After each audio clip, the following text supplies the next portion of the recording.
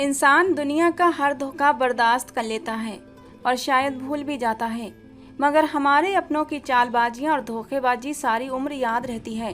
खास तौर पर तब जब आप अपनों को बहुत ज़्यादा मानते हों, उन्हें इज्जत सम्मान देते हों, उन पर अपने आप से ज़्यादा भरोसा करते हों, मगर वो रिश्तों की आड़ में आपको इस्तेमाल कर रहे हों, आपको धोखा दे रहे हों। और जब सच्चाई आपके सामने खुलकर आती है तो फिर आपको बहुत ज़्यादा दुख होता है और ये दुख सारी ज़िंदगी रहता है। मैंने भी अपनी ज़िंदगी में अपनों से ऐसा ही धोखा खाया था, जो मुझे याद आने पर नए सिरे से दुखों में डाल देता था। आज घर आया तो पहले अपनी माँ के पास जाकर उनका आशीर्वाद लिया था। मेरी आदत थी घर आते ही मैं सबसे पहले अपनी माँ के पास जाता, उनके पैर छूकर आशीर्वाद लेता। मेरी माँ ने मुझे प्यार करते हुए अपने साथ बिठा लिया और मेरा हालचाल पूछने लगी। बातों बातों में उन्होंने मुझे नसीहत देना शुरू कर दी, जो कि वो रोज ही दिया करती थीं। कहने लगी, अपनी पत्नी को तंग मत करना, ना ही उसके साथ जबरदस्ती करने की कोशिश करना। बेटा, वो अभी मासूम है, कम उम्र है, इस रिश्ते को समझने के लिए उसे थोड़ा समय चाहिए। बाकी तुम खुद समझदार हो कि मेरे कहने का क्या मतलब है। देखो, वो अभी बहुत छोटी है, इस रिश्ते के दर्द को शायद वो सह न पाए। माँ की बातें सुनकर मैं नजरें झुकाकर रह गया था। माँ की रोजाना की यही बातें सुनकर अब मैं शर्मिंदगी का शिकार हो जाता था। मैं एक जवान मर्द था, सब कुछ समझ बूझ रखता था। पता नहीं मेरी माँ मुझसे क्या उम्मीद लगाए बैठी थी, पता नहीं वो क्या चाहती थी, मुझे आज तक समझ ही नहीं आया था। उन्होंने खुद ही पहले मेरी शादी एक छोटी सी लड़की से करवा दी।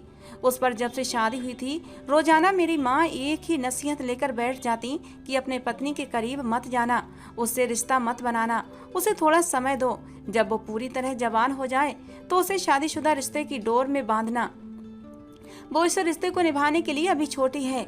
मुझे अपनी माँ की ये बातें बड़ी अजीब लगती थीं। जिस लड़की की शादी हो चुकी थी उसके घर वालों ने विदाई भी कर दी थी। उसे मेरी माँ इतना नादान जाहिर करती जैसे वो कुछ ही साल की बच्ची हो। मैं रोजाना की तरह सर नीचे डालकर बैठा रहा और फिर थोड़ी देर में अपने कमरे में आया तो मेरी पत्नी सर झुकाए कमरे से बाहर चली गई। मुझे झुंझलाहट सी होने लगी थी। उसका मुझसे जायज रिश्ता था, मैं उसका पति था, उसके लिए गैर नहीं था, लेकिन वो मुझसे हमेशा कतराती रहती थी। जैसे ही मैं कमरे में आता वो कमरे से बाहर चली जाती। हाँ, मैं मानता हूँ वो कम उम्र थी, लेकिन इतनी भी नहीं कि वो मेरे साथ बैठकर दो चार बातें भी न कर पाती। अगर उसे शादीशुदा रिश्ते की शुरुआत के लिए समय चाहिए था तो वो भी मैं उसे देने के लिए तैयार था, लेकिन वो तो मुझसे बात ही नहीं करती थी। मेरी पत्नी, जिसका नाम सुनैना था, उसकी उम्र 17 साल थी और मेरी उम्र 26 साल। मैं मानता हूँ वो कम उम्र थी, लेकिन मैं कोई जाहिल नहीं था कि उसे कोई चोट पहुँचाता। मेरी पत्नी होने के बावजूद भी वो खुद को मेरे सामने छुपा कर रखती थी। अब मुझे अपनी माँ पर ही गुस्सा आने लगा था। ये सब मेरी माँ की वजह से ही हुआ था। उनकी रोजाना की दोहराए जाने वाली नसीहतों ने मेरी पत्नी का भी दिमाग खराब कर दिया था और उन्हीं नसीहतों के चलते वो हमेशा खुद को मुझसे छुपा कर रखती थी। कभी कभी मुझे लगता बाकी सुनैना बहुत मासूम लड़की है जो इन बातों के बारे में नहीं जानती। मैं भी जबरदस्ती उसे परेशान करने की कोशिश नहीं करता था। वो मुझसे घबराती भी बहुत थी। हालांकि वो मेरी पत्नी थी, मेरा उस पर हक था। रात को हम एक ही कमरे में सोते थे और अपनी पत्नी को अपने इतने करीब देखकर मुझे कभी कभी रातों को नींद भी नहीं आती थी। लेकिन मैं अपनी माँ की कसम के आगे मजबूर था। मैं उसे हाथ भी नहीं लगा सकता था। मेरी माँ के कहने के अनुसार कम से कम अपनी पत्नी को 1 साल का समय और दो। जब तक वो 18 की नहीं हो जाती तो मुझसे कोई भी रिश्ता मत बनाना। लेकिन एक बात समझ नहीं आती थी, जब मैं उसके साथ रिश्ता ही नहीं बना सकता था तो मेरी माँ ने उसके साथ मेरी शादी ही क्यों की थी। कुछ साल और इंतजार कर लेती, उसके बाद शादी कर देती। मुझे याद था शादी की पहली रात भी इसी तरह मेरी माँ ने मुझे कमरे में बुलाया था। जब मैं अपनी माँ के कमरे में गया तो उन्होंने मुझे अपने पास बिठाया, मुझे मुंह दिखाई का तोहफा दिखाया। कहने लगी, ये अमानत है, संभाल कर रखूंगी, अभी देने का समय नहीं है। तुम्हारी पत्नी अभी बहुत छोटी बच्ची है, उसको कुछ समय देना चाहिए ताकि वो दिमागी तौर पर इस रिश्ते के लिए तैयार हो जाए। तब मैंने हैरान नज़रों से अपनी माँ की तरफ देखा था। मेरी शादी मेरी माँ की मर्जी से हुई थी और आज की रात के हवाले से मैंने ना जाने कितने सपने अपनी आंखों में सजा रखे थे। मेरा दिल कितना बेचैन था अपनी पत्नी की संगत के लिए और मेरी माँ ने मेरे सारे अरमान तोड़ दिए थे। मेरे चेहरे पर चिंता की लकीरें देखकर मेरी माँ मुझे समझाने लगी कि विनय चिंता मत करो, बस कुछ ही समय की बात है। जब वो पूरी तरह इस रिश्ते को समझने लगेगी और बड़ी हो जाएगी तो तुम अपनी शादीशुदा रिश्ते की शुरुआत करना। जब वो जवान हो जाए तो तुम उसे अपना लेना, तब कोई दिक्कत वाली बात नहीं है। लेकिन अभी उसके साथ कोई भी रिश्ता मत बनाना। कहीं कुछ ऊंच नीच हो गई तो हम दुनिया जमाने को क्या मुंह दिखाएंगे। मुझे अपनी माँ की बात पर हैरत हुई थी। वो अपने जवान बेटे की शादी करके कैसी अजीब सी बातें कर रही थी। मैं एक जवान मर्द था, मेरे भी कुछ जज्बात थे। मैं कैसे खुद को कंट्रोल कर सकता था। मैंने नाराजगी से अपनी माँ को देखा कि अगर मेरी पत्नी अभी जवान नहीं हुई है और वो दिमागी और जिस्मानी तौर पर इस रिश्ते के लिए तैयार नहीं थी तो ऐसी लड़की को मेरी जिंदगी में शामिल ही क्यों किया गया था। क्या दुनिया में लड़कियां खत्म हो गई थीं? मुझे गुस्सा आया था। मेरी शादी की उम्र थी, मैं जवान मर्द था, कोई नासमझ बच्चा नहीं था कि अपनी पत्नी के बड़े होने का इंतजार करता और उसे समय देता। मेरी बात पर मेरी माँ नजरें चुराते हुए बोली, मेरी मजबूरी थी, शादी जल्दबाजी में करना पड़ी। लड़की बहुत ही प्यारी और मासूम है, मगर अनाथ है। उसके भाई जल्द से जल्द उससे जान छुड़वाना चाहते थे। उसके लिए एक शादीशुदा बूढ़े का रिश्ता देख रहे थे। मेरी सहेली की बेटी है और मैं उसे यूं बेसहारा नहीं छोड़ सकती थी। अगर मैं उसकी शादी तुम्हारे साथ न करती तो उसके भाई पता नहीं कहाँ उसकी किस्मत फोड़ देते। इसीलिए उसकी जिंदगी खराब होने से बचाने के लिए मैंने उसकी शादी तुम्हारे साथ करवा दी। ये सच जानकर मैं खामोश हो गया था। मेरी माँ प्यार से बोली कि मैं उम्मीद करती हूँ तुम मेरी बात का मान रखोगे। अपनी पत्नी को अभी कुछ मत कहना, उससे दूरी बनाकर रखना। लड़की इस समय बहुत ज्यादा डरी हुई है। माँ की ऐसी बातों पर मुझे गुस्सा तो आया था, लेकिन मैं बर्दाश्त कर गया था। मुझे लगने लगा कि जैसे मैं किसी छोटी सी बच्ची को बिहा लाया हूँ। मगर जब कमरे में जाकर अपनी पत्नी को देखा तो हैरान रह गया था। वो कम उम्र जरूर थी मगर जवान थी। उसकी खूबसूरती और नाजुकता ही मुझे अपनी तरफ खींच रही थी। बेहद खूबसूरत लड़की थी। उसे देखकर मेरा दिल बेईमान हो उठा था। कम उम्र होने के बावजूद उसकी सेहत देखने लायक थी, इसलिए वो अच्छी भली मेरे साथ जच रही थी। मैंने अपनी माँ की नसीहत पर मुश्किल से ही कंट्रोल किया था, वरना सुनैना का हुस्न तो मुझे दीवाना कर रहा था। मैं उसके पास बैठ गया। ये सच था कि वो काफी डरी हुई लग रही थी। मैंने कहा, परेशान मत हो, मैं तुम्हें कोई भी नुकसान नहीं पहुंचाऊंगा। तुम्हें मुझसे डरने की जरूरत नहीं है। मैंने उसका हाथ थाम लिया जो एकदम ठंडा हो रहा था। हाथों में कपकपाहट भी महसूस हो रही थी। उसकी शरबती आंखों में आंसू जगमगा रहे थे। उसकी गुलाबी रंगत डर की वजह से और भी ज्यादा सफेद हो चुकी थी। मैंने उसे तसल्ली दी। मैंने कहा, सुनैना, तुम्हें इतना घबराने की जरूरत नहीं है। मैं तुम्हारे साथ कोई भी जबरदस्ती नहीं करूंगा। मुझे हैरत भी हो रही थी कि वो मुझे देखकर इतना डर क्यों रही थी। उसकी आंखों में डर समाया हुआ था। हालांकि मैं कोई जाहिल टाइप का मर्द नहीं था। अगर वो खूबसूरत थी तो खूबसूरत मैं भी था और मेरी उम्र भी ज्यादा नहीं थी। फिर भला उसे डरने की क्या वजह थी। अभी जल्दी में ही मेरी नौकरी लगी थी और मेरी माँ ने अचानक ही मेरी शादी भी कर दी थी। मैं तो इस अचानक शादी पर बौखला गया था। मेरा छोटा भाई पढ़ाई करने के लिए अमेरिका में रहता था और मैं हैरान था कि मेरी माँ ने उसका भी इंतजार नहीं किया था। उन दिनों उसके पेपर सर पर थे जब यहाँ पर मेरी शादी की तैयारियां चल रही थीं। मैंने अपने भाई को फोन करके माफी भी मांगी थी तो वो बड़े ही सुकून से बोला, कोई बात नहीं भाई, मैं सब जानता हूँ, मेरी भी मजबूरी थी, इसीलिए मैं आ नहीं सकता। आप अपनी शादी को एंजॉय करें। पूरा महीना मेरा बहुत बिजी गुजरेगा। आप शादी करके अपनी जिंदगी को एंजॉय करना। मेरा इंतजार करने का फायदा नहीं। मुझे अपने भाई का गिला न करना बहुत बुरी तरह चुभा था। हम भाई एक दूसरे के बहुत करीब तो न थे, मगर मैं अपने भाई बहनों से बहुत प्यार करता था। अपनी शादी के मौके पर अपने भाई की गैर मौजूदगी को बहुत महसूस कर रहा था, मगर मेरे भाई को तो कोई फर्क ही नहीं पड़ा था। शादी आराम से हो गई थी, मुझे भी कोई समस्या नहीं हुई थी। मगर अब मेरी माँ का व्यवहार और मेरी पत्नी का मुझसे छुपना और मेरी माँ की हर वक्त की नसीहतें करते रहना कि अपनी पत्नी को हाथ मत लगाना, मुझे समझ नहीं आता था। मेरी माँ मुझे मेरी पत्नी की सब जिम्मेदारियां पूरी करने की सलाह देती थीं, मगर साथ ही मुझे ये भी कहती कि उसके करीब मत जाना, छोटी है, बच्ची है, नासमझ है, वगैरह वगैरह। लेकिन ये भी सच्चाई थी, मेरी पत्नी कोई इतनी छोटी बच्ची नहीं थी, अच्छी भली जवान लड़की थी। वो बन ठन कर तैयार होती, मेरे साथ ही मेरे कमरे में रहती, अपने मायके भी जाती, अपने दोस्तों के घर भी जाती, मगर बस मुझे मेरा हक नहीं दिया था। बस मैं अपनी पत्नी की तरफ नजर भरकर देख लेता था। मेरे दिमाग में हर वक्त मेरी माँ की नसीहतें घूमने लगती थीं। कुछ ही समय में मैं चिड़चिड़ा होने लगा था। जाहिर सी बात थी, मैं भी जवान मर्द था और मेरे जज्बात मुझे चैन लेने नहीं देते थे। मेरी पत्नी मेरे ही बेड पर एक साइड पर सोती थी। रात रात भर मुझे नींद नहीं आती थी। जी चाहता सब कुछ भूल कर मैं सुनैना को बाहों में जकड़ लूं, लेकिन फिर मैं अपनी माँ की बात को टाल भी नहीं सकता था। अगर उन्हें पता चलता तो मेरी इज्जत उनकी नज़र में क्या रह जाती, यही सोचकर मैं खुद को रोक लेता था। ये कैसी शादी थी जिसमें अपनी पत्नी से दूरी बनाकर रखना पड़ रही थी। ऑफिस में भी मेरा मन नहीं लगता था। बस जिंदगी में मैं सुकून चाहता था। मैं चाहता जब मैं थका हारा घर आऊं तो मेरी पत्नी मुस्कुराकर मेरा स्वागत करे। जब रात को थक हार कर सोने के लिए लेटूं तो उसकी बाहों में अपनी सारी थकान भूल जाऊं। मेरा जी चाहता जब वो तैयार होए तो मैं उसकी तारीफ करूं, उसके लिए गजरे लाऊं, चूड़ियां लाऊं। मगर यहाँ हमारे बीच ऐसा कोई संबंध था ही नहीं। अगर मैं भूल कर भी अपनी पत्नी के लिए कोई तोहफा ले भी आता या कभी उसकी तारीफ कर देता तो वो ऐसे घबरा जाती जैसे मैंने कोई बहुत बड़ा जुर्म कर दिया है। उसके खूबसूरत चेहरे पर डर फैल जाता और वो फौरन से मेरे पास से भाग जाती। मुझे ये सब कुछ बुरा लगता था। थक हार कर मैंने सुनैना को उसके हाल पर छोड़ दिया, मगर मैं उसे चाह कर भी नजरअंदाज नहीं कर पाता था। हम एक ही कमरे में रहते थे, एक ही बेड पर सोते थे। मेरे लिए ये सब मुश्किल था। सुनैना ऐसी लड़की थी जिसे देखकर अच्छे अच्छे लड़कों के ईमान डगमगा जाते। मैं तो फिर भी उसका पति था। वो खूबसूरत नाजुक सी लड़की थी और जब तैयार होकर खड़ी होती तो मेरी नजरें उससे हटती ही नहीं थी। मेरी नजरों को मेरी माँ ने भी भांप लिया था और मुझे अकेले में कहती, विनय ये क्या हरकत है? मैं देख रही हूँ तुम सुनैना की तरफ कुछ ज्यादा ही बेबाक नजरों से घूरने लगे हो। तो मेरी नसीहत भूल गए हो। माँ की बात सुनकर मैं शर्मिंदा हो जाता। मेरी माँ में मेरी जान बसती थी।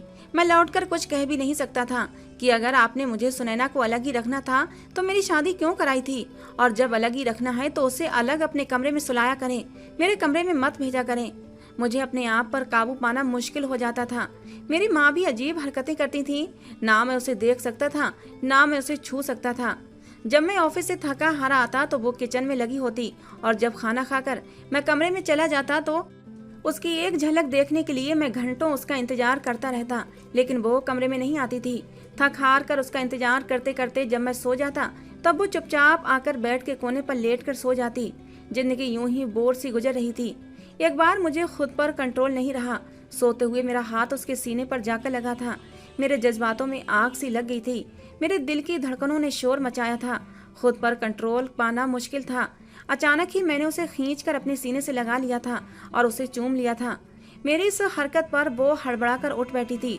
जो कुछ भी हुआ था वो अचानक ही हुआ था और मेरी इतनी सी हरकत पर ही वो चीखने लगी थी, चिल्लाने लगी। शोर की आवाज सुनकर मेरी माँ भी कमरे में आ गई और मेरी इस हरकत पर मुझे हजार बातें सुनाने लगी। कहने लगी, तुम्हें शर्म नहीं आती? मैंने तुम्हें कितनी बार समझाया है कि वो अभी छोटी बच्ची है, उसे थोड़ा समय दो, लेकिन तुम्हें तुम्हारी जवानी संभाली नहीं जाती। इस बार मुझे भी गुस्सा आ गया। मैंने कहा, माँ जब आपको मुझे और सुनैना को मिलने ही नहीं देना था तो आपने मेरी शादी ही क्यों कराई? अपनी पत्नी के करीब होना एक नेचुरल सी इच्छा होती है जो मेरे अंदर भी जागती है। मैंने कोई गलत काम नहीं किया है। मेरी माँ ये बात नहीं जानती थी कि पति पत्नी के बीच इस तरह की दखल अंदाजी करना गलत बात होती है। ये बातें मुझे गुस्सा दिलाने लगती थीं, लेकिन मैं चाह कर भी अपनी माँ को जवाब नहीं दे पाता था। लेकिन आज मेरा सब्र जवाब दे गया था। मैं गुस्से से ऊपर छत पर चला गया। उस रात मेरी माँ मेरे कमरे में सुनैना के पास ही सो गई थी। सुनैना सिसक रही थी और वो उसे चुप करवाती नहीं। मैं ऊपर छत पर चला गया था। मैं अपनी माँ की वजह से अपना हक अपनी पत्नी से नहीं ले पा रहा था और ना ही सुनैना को उसके हक का प्यार उसे दे पा रहा था। देने की कोशिश भी करता तो वो चीखने चिल्लाने लगती। पता नहीं सुनैना के साथ क्या प्रॉब्लम थी। आज तक उसने मुझसे कोई बात भी नहीं की थी कि मैं उसके अंदर के डर को निकाल पाता। समय यूं ही गुजर रहा था और दिन ब दिन मेरी पत्नी सुनैना और भी ज्यादा खूबसूरत होती जा रही थी। हालांकि मेरी बहनों के साथ सुनैना की अच्छी खासी दोस्ती हो चुकी थी। हंसती मुस्कुराती, शौक रंग के कपड़े पहने वो यहाँ से वहाँ घूमती रहती थी और मेरा दिल उसे देख देख कर बेकरार होने लगता था। लेकिन उसे मेरा बिल्कुल भी एहसास नहीं था। समय के साथ साथ उसका डर तो मुझसे खत्म हो चुका था, लेकिन अब वो मुझसे लापरवाही बरतने लगी थी।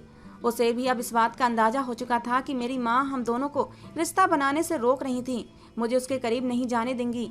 मुझे अपनी माँ की जहालत पर विश्वास नहीं आता था। एक बार जब सुनैना मुझे सोता हुआ जानकर कमरे में आई और सोने के लिए बेड पर लेट गई, उसी समय मैंने लाइट जला दी थी। मुझे जागते देखकर वो एकदम हड़बड़ाकर उठ बैठी। मैंने कहा, सुनैना मुझे तुमसे कुछ जरूरी बात करनी है। लेकिन वो कहने लगी, मुझे आपसे कोई बात नहीं करनी, प्लीज आप सो जाएं, मुझे भी सोना है। मैंने कहा सुनैना, लेकिन मुझे नींद नहीं आ रही। हमारी शादी को इतना समय हो गया है और मैं तुमसे 2 मिनट भी ढंग से बात नहीं कर पाया हूँ। ठीक है, अभी हम शादीशुदा रिश्ते की शुरुआत नहीं करेंगे, लेकिन कम से कम तुम मुझसे बात तो कर सकती हो, मुझसे दोस्ती तो कर सकती हो ना। मेरी बात पर उसने मेरी तरफ देखा था। उसकी आंखों में अब डर नहीं बल्कि हैरानगी जरूर थी। मैं थोड़ा सा उसके करीब हुआ तो वो मुझसे सरक कर यूं दूर बैठ गई। मैंने कहा सुनैना, आखिर तुम मुझसे इतना डरती क्यों हो? मेरी इस बात पर वो कुछ नहीं बोली थी। कहने लगी, प्लीज मुझसे दूर रहें, मेरे करीब मत आए। मैंने कहा, लेकिन आखिर वजह क्या है? मैं तुम्हारे करीब क्यों ना आऊं? क्या तुम्हारा दिल नहीं मचलता मेरी संगत के लिए? जहाँ तक मैं जानता हूँ, जितने ही लड़के अपनी हमसफर की संगत के लिए बेकरार रहते हैं, उतनी ही लड़कियों को भी इस बात की इच्छा होती है कि वो अपने हमसफर की बाहों से लिपट कर सोएं। क्या तुम्हारी ऐसी इच्छा नहीं होती? मेरी ऐसी बातें सुनकर वो शर्म से लाल हुई थी। उसके गाल गुलाबी होने लगे थे और जल्दी से वो अपनी नजरें झुका गई थी। मौका सही जानकर मैंने उसके हाथ थाम लिए। मैंने कहा, सुनैना, मुझ पर विश्वास करो, मैं कोई जाहिल टाइप का आदमी नहीं हूँ। मैं तुम्हें कोई भी चोट तकलीफ नहीं पहुँचाऊंगा। ये कहते हुए धीरे धीरे मैं उसके करीब होने लगा था। वो भी मेरी संगत पाकर पिघलने लगी थी।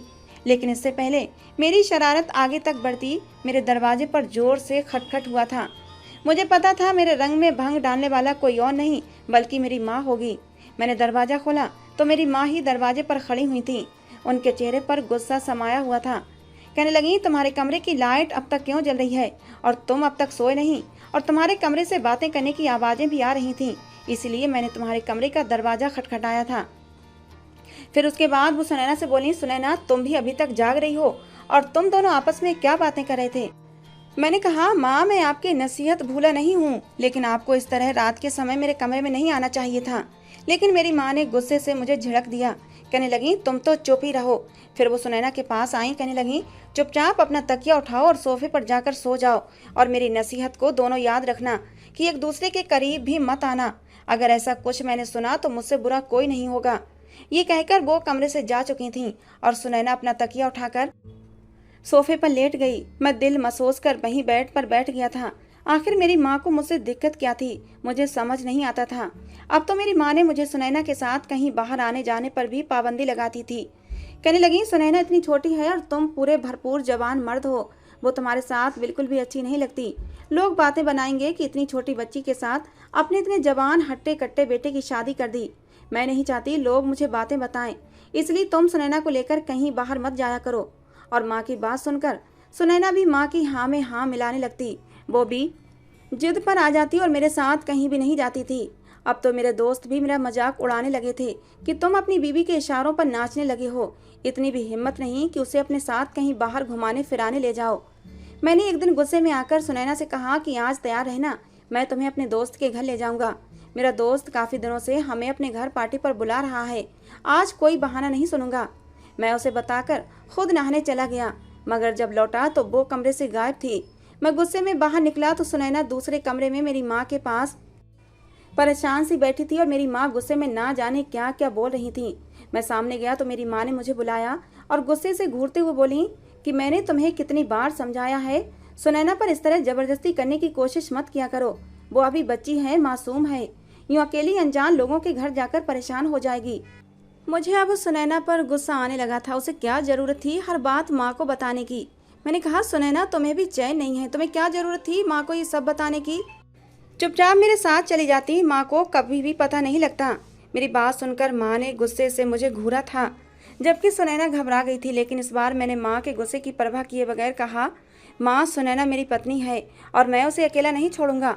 उससे मुझे कोई परेशानी नहीं होगी और ना ही मेरे साथ जाकर उसे किसी परेशानी का शिकार होना पड़ेगा। अमित मेरा बहुत अच्छा दोस्त है और मैं उसे मना नहीं कर सकता। माँ मेरा गुस्सा महसूस करके कुछ नरम पड़ गई थी और प्यार से बोली, बेटा, तुम समझदार हो, समझने की कोशिश करो। मेरी मजबूरी थी जो मैंने सुनैना की शादी तुमसे कर दी, मगर मैं चाहती हूँ तुम कुछ समय के लिए ये बात भूल जाओ कि तुम्हारी कोई पत्नी भी है। क्या तुम कुछ समय सब्र नहीं कर सकते? इतनी बड़ी भी बात नहीं है। मैंने अपनी माँ के शब्दों पर हक्का बक्का होकर उन्हें देखा था। मेरी माँ अपने बेटे की खुद शादी करके उससे बोल रही थी कि खुद को कुंवारा समझो। मुझे बहुत मायूसी हुई थी। मैं घर का पहला बड़ा बेटा था। हमेशा मेरी माँ ने मुझे बाकी बच्चों से पीछे ही रखा था। और मेरी सारी चीज़ें हमेशा मेरे छोटे बहन भाइयों को दे देती थीं। मैंने इस बात को भी इतना महसूस नहीं किया था। मैं अपनी माँ की बहुत इज्जत करता था। अपने बहन भाइयों में सबसे ज़्यादा मैं ही अपनी माँ की बात माना करता था, उन्हें सम्मान देता। मगर मेरी माँ मुझे ध्यान और प्यार देने की बजाय बाकी बच्चों के लाड उठाने लगती थीं। शादी से पहले तक मैं इन बातों को महसूस नहीं करता था और अक्सर यही सोच लेता शायद मेरी माँ का मिजाज ही ऐसा है और मैं बड़ा हूँ, इसलिए मुझे ये बातें नहीं सोचनी चाहिए। मगर शादी के बाद मेरी माँ का व्यवहार मुझसे बदलने लगा था। मैं इस वक्त भी मायूसी से अपनी माँ को कहने लगा कि मैंने कोई बेताबी नहीं दिखाई है। मैं अपनी पत्नी को समय दे रहा हूँ, उसे समझने की कोशिश भी कर रहा हूँ और अगर वो मेरे साथ जितने समय रहेगी उसका डर भी उतना ही निकलेगा। वो भी मेरे साथ घुलेगी मिलेगी तो हमारी शादीशुदा रिश्ते की अच्छी शुरुआत होगी। और मैं मान भी लूँ कि मैं उसे भूल जाऊँ कि मेरी कोई पत्नी नहीं है, लेकिन मेरे दोस्त नहीं भूले कि मेरी शादी हो चुकी है। उन्होंने मुझे सुनैना को अपने घर दावत पर बुलाया है। मैं बार बार मना करते करते तंग आ चुका हूँ और अमित मेरा बहुत अच्छा दोस्त है और अब तो अमित मुझसे नाराज होने लगा है। उसे लगता है कि मैं जानबूझकर सुनैना को उसके घर लेकर नहीं जाना चाहता। अगर मैं उसे उसके घर लेकर जाऊंगा तो क्या दिक्कत है? मैं उसका पति हूँ, उसे कोई नुकसान नहीं पहुँचाऊंगा और भला उसे मुझसे क्या खतरा हो सकता है? मुझे हैरत थी कि मेरी माँ छोटी सी बात का बतंगड़ क्यों बना रही थी।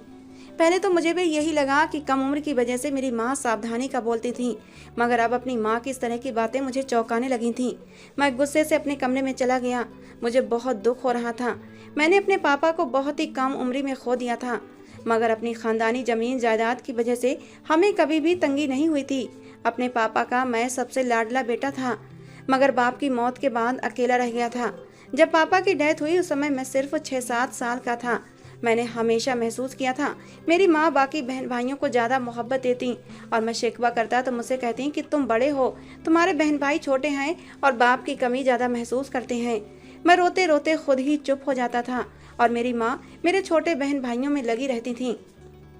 मगर जैसे जैसे मैं बड़ा होता गया साफ महसूस करने लगा जैसे मेरी माँ मुझे जानबूझकर नज़रअंदाज कर देती हैं और छोटे बहन भाइयों पर खूब ध्यान देती थीं। बचपन में मेरा रंग भी थोड़ा सांवला था क्योंकि मेरे पापा की गहरी सांवली रंगत थी, लेकिन मेरी माँ गोरी चिट्टी थी। जैसे जैसे बड़ा होता गया मेरी सेहत और रंग रूप भी निखरता चला गया था। मैं बहुत ही हैंडसम और खूबसूरत नौजवान हुआ था। मैं बिल्कुल अपने बाप पर गया था।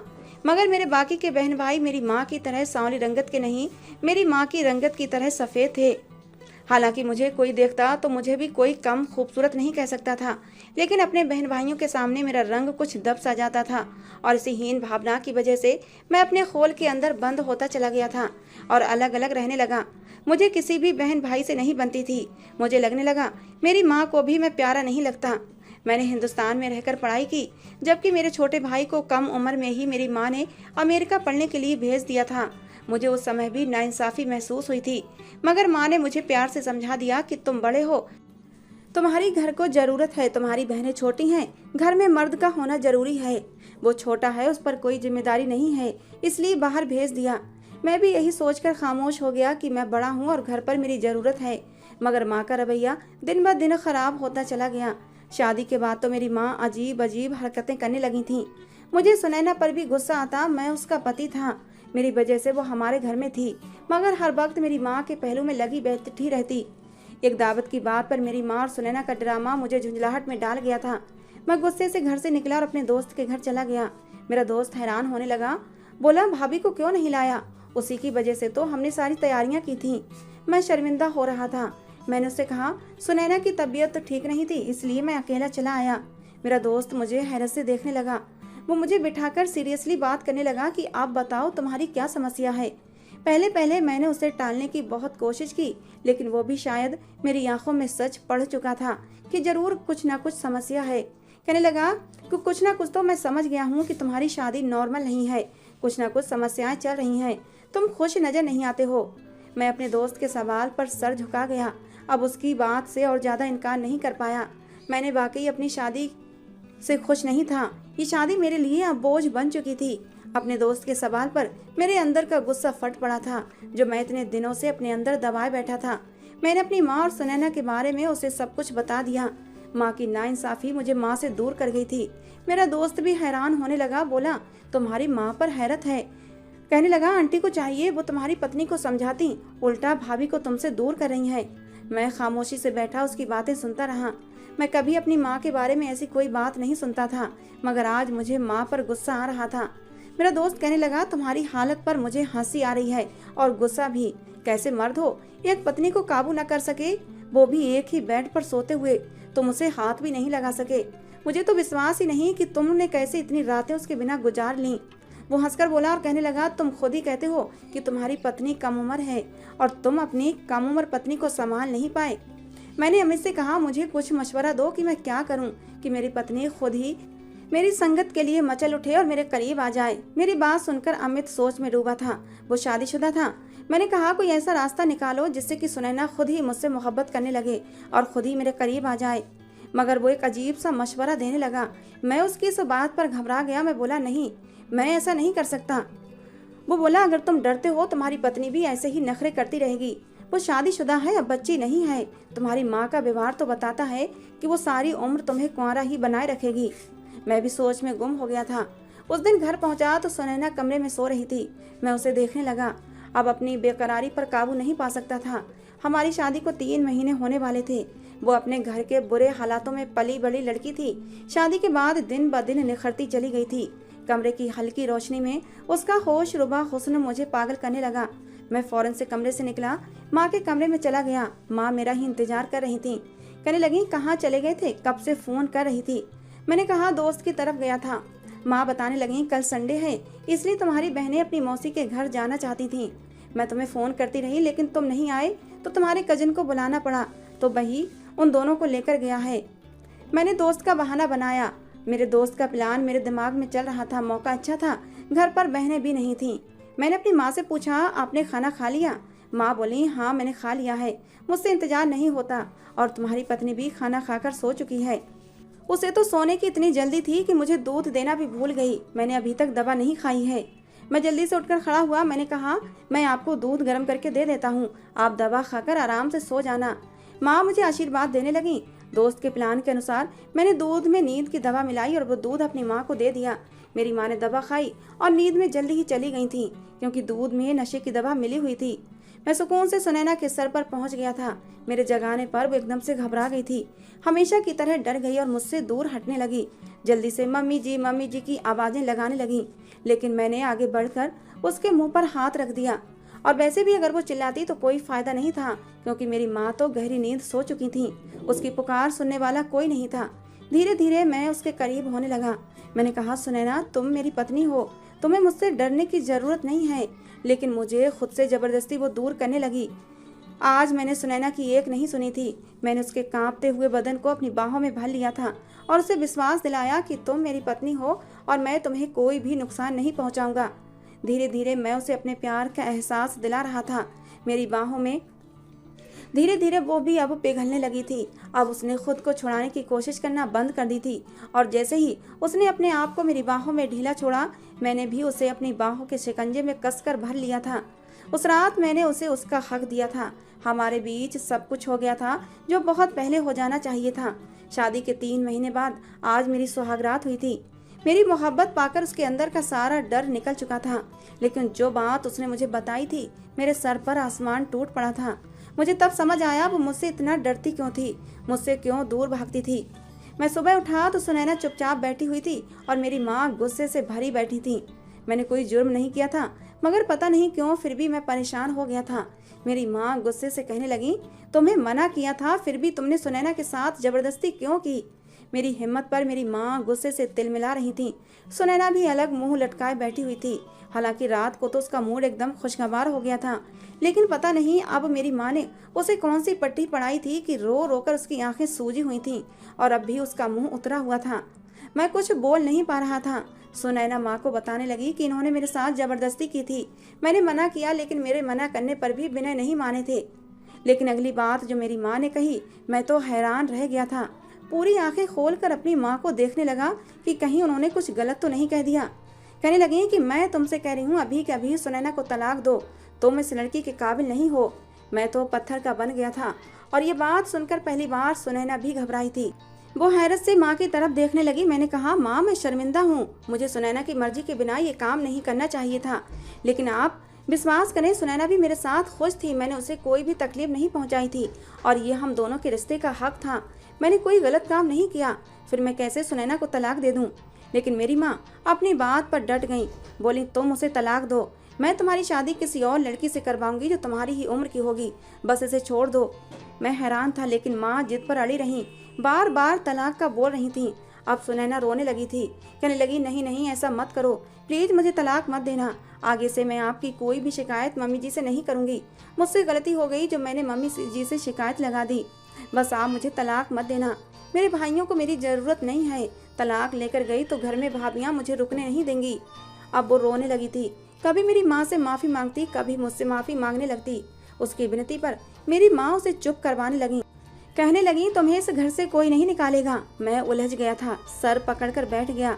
पत्नी रो रही थी और माँ जिद पर अड़ी हुई थी कि तलाक दो। मैं इसी उलझन से घर से निकल गया था। मेरा सर चकरा रहा था।